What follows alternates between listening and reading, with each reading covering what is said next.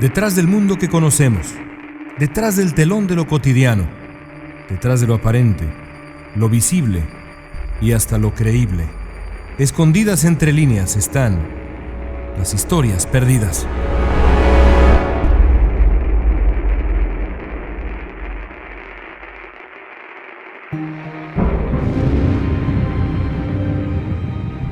En la antigüedad, la figura del hechicero era cosa de todos los días. Los misterios de la naturaleza eran tantos y tan incomprensibles que la única manera de encontrarle sentido a la vida era a través de la magia. Los hechiceros curaban a los enfermos, conspiraban entre los políticos y aconsejaban a la clase real. Eran en muchos sentidos los intérpretes de su época, al mismo tiempo médicos, sacerdotes, sabios y magos. Desde el mundo clásico hasta la Edad Media, la historia guarda decenas de hombres y mujeres conocidos por tener un agudo sentido del estudio científico, pero también una relación especial con el mundo espiritual. Ese es el caso, por ejemplo, de Alberto Magno, un célebre teólogo y científico que viviera en la moderna Alemania en el siglo XIII. Hombre de profunda sofisticación, Alberto el Grande fue maestro de varias generaciones de filósofos y pensadores. Pero no solo eso. De acuerdo con la leyenda, su curiosidad rebasaba al conocimiento convencional. Ansioso por descubrir los secretos del mundo de su tiempo, Alberto comenzó a realizar experimentos en botánica, mineralogía y alquimia. Sus extraños estudios le ganaron la reputación de hechicero. Cientos de años más tarde, en pleno siglo XVI, otro tipo de hechicería ganó adeptos y generó asombro en Europa. Se trataba de la alquimia, mezcla fascinante de magia, ocultismo y ciencia que intentaba conseguir auténticos milagros en el mundo material. Una de las obsesiones de los alquimistas era conseguir la transmutación de metales comunes y corrientes en oro. Algunos más se concentraron en descubrir la panacea, la cura universal de todos los males. Pero todos estaban encaprichados con la riqueza, la vida infinita y, de manera crucial, la salud. El trabajo de los alquimistas, sobre todo de un hombre misterioso llamado Paracelso, fascinó a la sociedad europea de su tiempo y dio pie, en cierta medida, al surgimiento de la medicina que conocemos hoy. Pero la magia no siempre ha derivado en personajes virtuosos. La historia también registra figuras que no han tenido el bien, la salud y la disciplina como principal misión en la vida. Figuras obsesionadas con la búsqueda de lo oculto con el fin único de acercarse a una verdad más oscura. Para muchos, ese es el caso de Aleister Crowley, un hombre conocido en su tiempo como la Gran Bestia. La vida de Aleister Crowley, el hombre que llegaría a ser conocido como uno de los ocultistas más fabulosos de los últimos 200 años, fue extraña desde un principio. Nacido en 1875, Crowley, bautizado como Edward, fue hijo de un predicador devoto y dedicado a la reflexión llamado Edward Crowley y de Emily Bishop, una mujer extraña que siempre tuvo una relación complicada y violenta con su hijo. Desde pequeño, gracias a la influencia de su padre, el chico fue expuesto a las más estrictas vertientes del cristianismo. Los rezos diarios de la familia servían como refugio para el joven Aleister, que ahí se resguardaba de la furia de su madre, que siempre lo consideró un ser extraño y muy diferente. Incluso le asignó un apodo que lo marcaría para siempre. Su madre lo llamaba la Bestia. Pero el consuelo de la guía paterna le duró poco al joven Aleister Crowley. El padre del niño murió cuando Aleister apenas tenía 11 años. Hay quien dice que Crowley entendió la muerte prematura de su padre como una traición divina. A partir de entonces comenzó a descreer del cristianismo y empezó desde muy chico a llevar una vida cada vez más licenciosa. Fue expulsado de varias escuelas por intentar convencer de sus raras creencias a otros alumnos.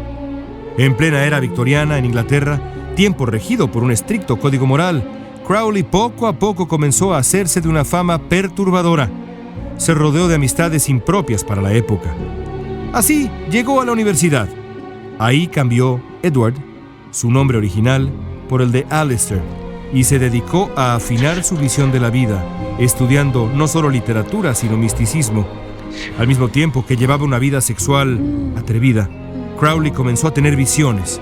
Para 1897, a sus 24 años de edad, optó por dejar de lado su ilusión original de convertirse en diplomático. Sus experiencias en el lado más oscuro de la magia habían sido tan intensas que Aleister Crowley decidió dedicar su vida entera al ocultismo. Quería encontrar las verdades más oscuras de este y otros mundos. Para finales de la última década del siglo XIX, Crowley abandonó los estudios y su país y se mudó a Suiza. Ahí fue donde conoció a un hombre que le cambiaría la vida, George Cecil Jones, un fanático de la alquimia y miembro de una de las más extrañas y oscuras sociedades secretas de la historia, la Orden Hermética del Alba Dorada, fundada en Inglaterra 10 años antes. La famosa orden era justo lo que Aleister Crowley había estado buscando durante toda su breve vida. Su énfasis en el ocultismo y en la búsqueda de una realidad superior a través de la magia fascinaron al joven Crowley, quien no tardó en hacerse miembro de la cofradía. En noviembre de 1898 fue el mismo fundador de la orden, un hombre tenebroso llamado Samuel MacGregor, quien dio la bienvenida al nuevo miembro de la organización. Durante la ceremonia, Crowley recibió un nombre que lo acompañaría toda su vida: Frater Perdurabo, o Hermano Perdurabo. El nombre tenía su origen en el verbo perdurar, y con él, Crowley dejaba claro cuál sería su búsqueda en el mundo de la magia negra: la vida eterna. Y no perdió ni un momento. Al poco tiempo se mudó a un departamento que convirtió en un auténtico laboratorio de magia negra. Ahí vivió junto a otros miembros de la organización que le enseñaron todo lo que hay que saber del lado más turbio de la magia, incluidos juegos muy peligrosos con drogas de un poder maligno incalculable. Apenas un año más tarde, cuando el siglo XIX estaba por terminar, Aleister Crowley decidió que necesitaba un lugar alejado de todo bullicio para reflexionar sobre su futuro. Ese lugar fue México. En 1900, Crowley visitó México con un amigo de inclinaciones macabras similares. En México se dedicaron a escalar los volcanes del país, un sitio que le habían fascinado desde siempre. Después de México voló hacia otros destinos. Para 1904, ya casado, Crowley visitó Egipto, donde tuvo una revelación. En Egipto, Crowley comenzó a adentrarse en los detalles de la cosmogonía egipcia, quedando fascinado por los conceptos que los antiguos habitantes de las laderas del Nilo tenían sobre la vida y la muerte. A la búsqueda de Crowley se sumó Rose, su mujer, quien, quizá debido a su embarazo, comenzó a sufrir durísimas alucinaciones.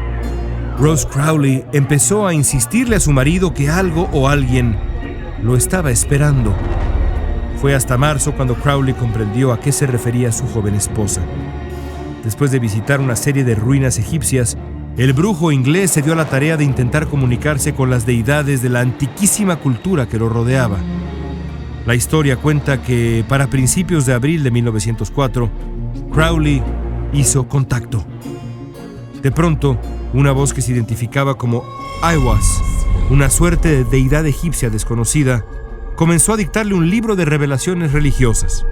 Se trataba de lo que el propio Crowley llamaría después el libro de la ley. En él, Crowley era identificado como el profeta de una nueva religión que el propio brujo llamaba Telema. En los siguientes años, Crowley se dedicó a afinar la práctica religiosa que aquel extraño ser le había transmitido desde otra dimensión. Aunque tuvo 2 hijas, no tardó en divorciarse de Rose. Para entonces, Crowley ya se había hecho de un lugar donde pensaba desarrollar todo lo que hasta entonces había aprendido. Se trataba de una inmensa mansión a orillas del mítico lago Ness en Escocia. El lugar, conocido como Boleskine, sería, en palabras de Aleister Crowley, un lugar ideal para la congregación de espíritus.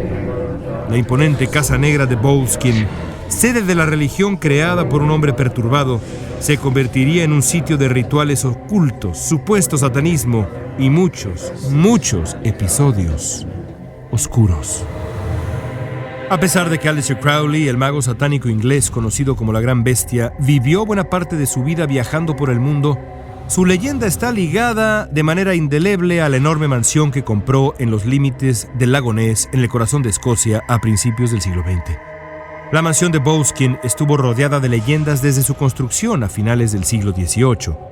Hay incluso quien dice que la casa fue erigida sobre los restos de una iglesia que se había quemado en un terrible incendio con varias personas de la congregación adentro. Aleister Crowley compró la casa en 1899 y vivió ahí hasta 1913. Crowley dedicó su estancia en la gran casa de Boleskine a convocar no solo a los espíritus benignos, sino al mundo demoníaco.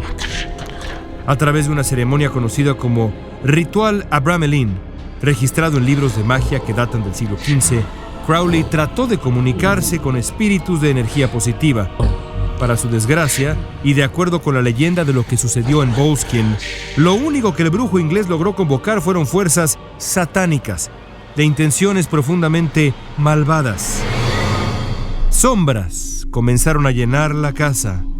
El aire del lugar pesaba y olía terriblemente. Crowley mismo describió así la situación. Los demonios se han congregado alrededor de mí de manera tan severa que ahora ya no puedo ver la luz. Eventualmente, Crowley vendió su enorme mansión, pero las fuerzas demoníacas que desató en Boleskine lo acompañarían el resto de su vida, y eso lo volvió una figura enigmática y extrañamente respetada. Hay versiones que dicen que Winston Churchill, primer ministro de Gran Bretaña durante la mayor parte de la Segunda Guerra Mundial, pidió el consejo de Crowley para enfrentar de mejor manera a las fuerzas de Hitler. Cuenta la leyenda que Crowley le recomendó a Churchill que usara la famosa V de la victoria para contrarrestar mágicamente la fuerza de la suástica nazi. Churchill, evidentemente, así lo hizo. Para 1945, Adolfo Hitler y sus fuerzas habían sido derrotados. Apenas 2 años más tarde, adicto a la heroína y sin dinero, moriría Aleister Crowley. Sus cenizas fueron depositadas bajo un enorme árbol en Nueva Jersey, en Estados Unidos. Su fantasma, dicen, todavía recorre los pasillos de la gran mansión negra de Boleskine, junto al lago Ness, donde la gran bestia reclama lo que fue suyo.